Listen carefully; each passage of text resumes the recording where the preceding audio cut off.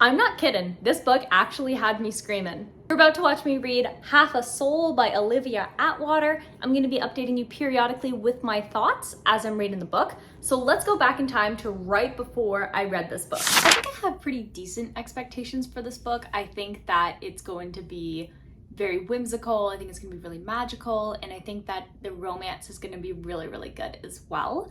And yeah, I'm pretty excited about it, to be honest. So from my understanding, Half a Soul follows our main character, Dora, and she was cursed by a fairy, and so he took half of her soul. So unlike everybody else, she is missing some essences that would kind of make her seem more proper and normal, I suppose. And so she, I think, is making her debut because this is olden days Regency kind of era. And she's finding it really difficult because she doesn't feel fear, she doesn't feel embarrassment, and so she gets herself involved in scandals and stuff because she doesn't really understand. So when she's doing her kind of going to the balls and stuff, she kind of ends up getting involved with this guy named Elias, and together they start to investigate the Fae and stuff, and he's not liked at all. People do not like him. And so they're kind of hanging out together trying to solve this then, I think.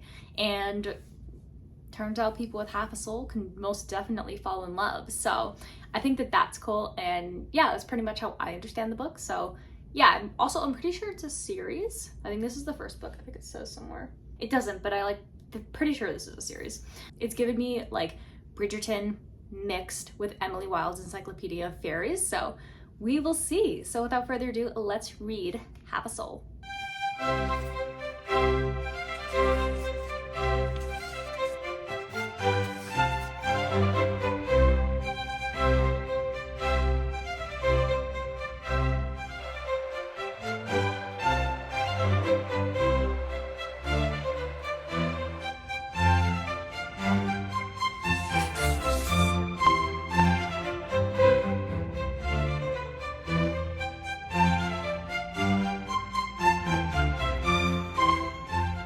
So I'm a little bit more than 100 pages into Half a Soul, and here are my thoughts so far.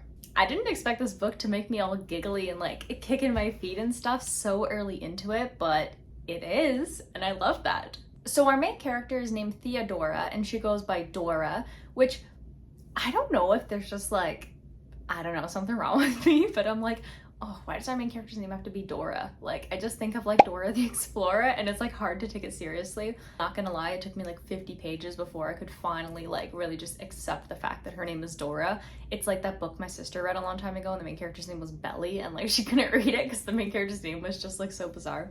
But I digress. Our main character, Dora, not the Explorer, is really interesting. So when she was a kid, she went out running into this little forest. She wanted to climb up this tree, and she has an encounter with this elf fairy guy. They call him an elf, but they also call him a fairy, so I'm not entirely sure. I think they're interchangeable though, at least in this sense. And he basically tells her that her mom had promised him her firstborn child, and that's Dora. And so he sees Dora. Dora's what the heck? Because Dora doesn't live with her parents. I'm pretty sure her parents passed away. So she actually lives with her aunt. And so this guy is basically pulling her soul, sucking her soul away. And he almost does it fully, except Dora's cousin Vanessa comes and slashes him with scissors, which honestly is iconic because these are 10-year-old girls, and they're just beating up this grown fairy guy. And so he retreats, and he's somewhat happy because at least he got half of the deal.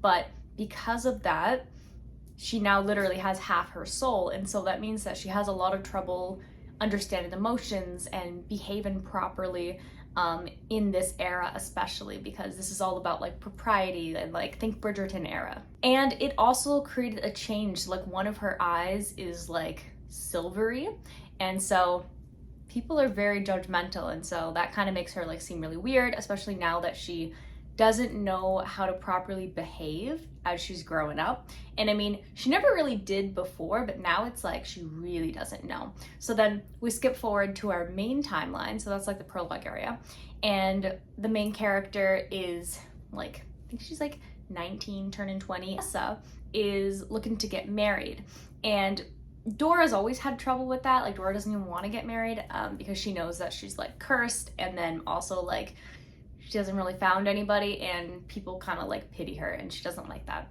And so her cousin Vanessa ends up getting her mom to agree to go in all the way to London, and she's like, I'm not going unless you bring Dora with me, because they're like besties. They're pretty much sisters. It's very nice.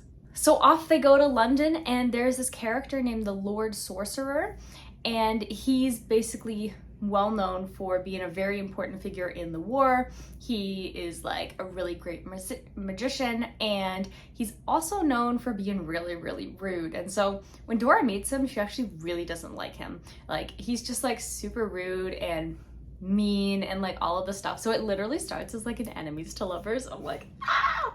But then like once she gets to know him, like she's ends up being friends with his other friend Albert, who her aunt is trying to like set her up with, so her cousin Vanessa can be with Albert's other like older, more, I guess, like more successful brothers. Like, there's nothing wrong with Albert, but the thing is that because he lost his arm in the war, people are like, ooh, like there's something wrong with him, like he's missing a body part. So there's that, which is like so rude.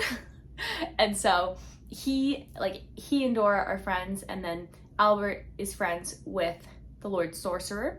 And so by association, Dora and the Lord Sorcerer, also known as Elias, end up kind of hanging out a little bit more and start to realize maybe he's not so bad. And because of the time period, he can't just like show up at her house. So he's now pretending to court her. So not only do we get enemies to lovers, we also have, in a way, fake dated. And I love that so much. I love those two things so much. If there's one bed, this book will be perfect. I will say that I definitely expected them to go into like the fairy realm, but that doesn't seem to be the case, but I'm not mad about it. It's actually really interesting because Dora, is helping Elias investigate this plague that seems to only be affecting children, and it puts them into this like deep sleep, and then eventually they just deteriorate because it's hard to take care of like a person who's just sleeping all the time. And so that seems to be where the story is actually going, and it is a series, so I guess we'll find out more about like Dora's curse and stuff, but I actually really like where it's going. I think that it's written very elegantly, and the time period, like, it definitely seems like the author put a lot of effort and researched a lot into this time period, because the way the characters talk and like the social norms and like the rules and all of this stuff, I think is just like so well done, and they talk so like proper. But it's like really fun to read it, and it's written very well, and I'm having a really good time. I'm actually liking this way more than I thought I would, and I'm just like, so I'm going to continue to read Half a Soul, and I'm going to update you when I get to about the halfway mark, probably actually a little bit more, just because like 100 pages ish is like almost halfway in this book, so we'll do a little bit more than half, so I will see you then.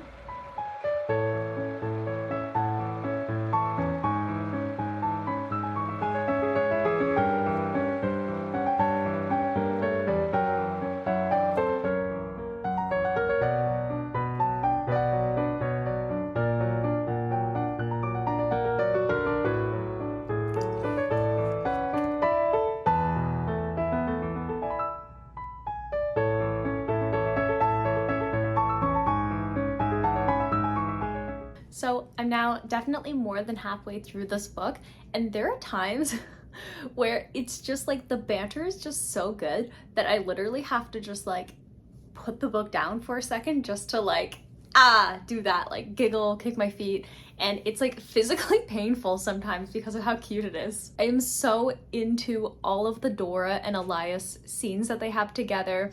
It's just really cute, and I'm just there's so much. Okay, honestly, the banter in this book is some of the best banter that I've ever read. It is so good. Makes my heart just like explode 100 times over. And all the stuff that's happening, and like Dora trying to like understand her own feelings, because emotions are something that she doesn't really have a good handle on because half of her soul was taken away. And so part of me wonders though, it's like, if she does end up getting whole, like, will she still be the same person? Because she's very, like, because she's missing aspects of herself, the person that she is right now is the person that everyone knows her to be. So if she gets her other half of her soul back, is she gonna be like a completely different person, a more normal person? Is she gonna feel things so like differently that maybe some people who liked that about her, don't like that about her, like the new version of her. And so it makes me wonder, like, is it worth for her to get her other half of her soul if that means becoming a completely different person? But then on the other hand, it's like the full version of her is who she was and could have been if she wasn't like separated. So I don't know, but it makes me think and it makes me wonder. I'm like, And oh my goodness, I love just how interesting the world of Faerie is. There's definitely been other books that I've read that take place in Faerie, and one of the main things to know about the Faerie world is that they can't tell lies, and they also deeply misunderstand everything that humans do. And so one of the characters just wears a bunch of coats, expensive coats, to show that he's virtuous and that he's like the best and like the leader and stuff, and he just wears a bunch of coats. And there's other ones where it's like one of the characters was like, oh, like, remember, when you're dancing, you have to bring the girl back to the exact same spot you started, or you have to marry her. And it's like, wait, what? Why? And they're like, well, that's what the humans do. It's like, not exactly, but I get what you mean. So it's really interesting to see, and like, it feels so real. Like, it really does feel like fairies and them trying to understand people in their own way. And like, they don't mean to be cruel. They don't really understand, and I think that it's so interesting. So I'm having so much fun reading this book. Like, it makes me so happy. This is how I felt when I was reading The Fate Inked in Blood. Just so much giggling, so much good stuff. It's very good. This is definitely better than I expected it to be, and I expected it to be good, but I didn't expect it to be this good, you know? So I'm going to continue to read this book, and I will update you when I finish it with my final thoughts, so I will see you then.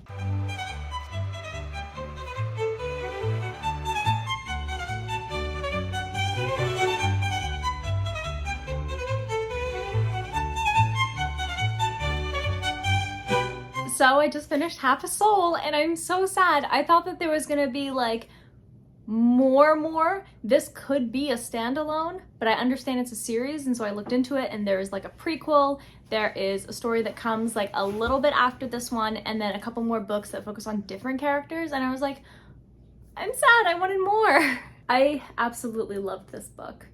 It was so well written. I was so just captivated by the story. I really loved the characters, especially Dora's character.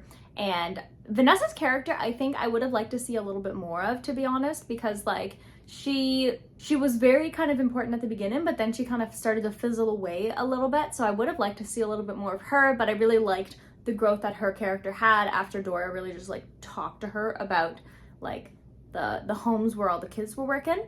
And then she was like, oh, wow, like I didn't realize this kind of stuff. And I was like, yeah. And we've talked about him, but Elias, I'm so excited because the prequel to this book is all about Elias. And I'm just like, yes, I want to know. It's all about like his time in the war and like him and Albert's friendship and stuff. And so I'm like, yay, I'm so excited. But yeah, going back to this book, I really liked it. I loved the magicalness of it. I loved the time period. The writing, like I mentioned, is super great. The stories, the way that the plot is paced and what is happening throughout the entire story. I really liked that. I was definitely surprised when, like a bit towards the end, and how like Faerie gets involved. And I was like, interesting. I didn't expect that. And then just like that whole area of Faerie and meeting some of the fairies that live there and really understanding like how did they think, how does their world work, and the discoveries that Dora makes along the way there, I think is just so, it was just so good. And the ending, my biggest issue that I have with like 99% of books that I've ever read is that I want more epilogue. I need more. The epilogue itself was really great, but I don't know, like there's just something about it where I'm just like, I just really need more of it. I want like chapters and chapters of what happens after the story concludes. And so I think the epilogue is still good. Like, don't get me wrong, the epilogue of this book is definitely good, but I just wish that there was more because I was sad to have finished the book. So I'll definitely be picking up the other books from this author, including the prequel and then all of the other like sequels, even if they're not all about our main characters from this book. So yeah, today I'm going to be awarding Half a Soul a total of 4.5 stars. I was really debating between like 5 stars and 4.5 stars, but something in my gut says that it's not 5 stars, and I don't know, I'm trusting my gut here, so 4.5 stars. I definitely loved this book. It was really good.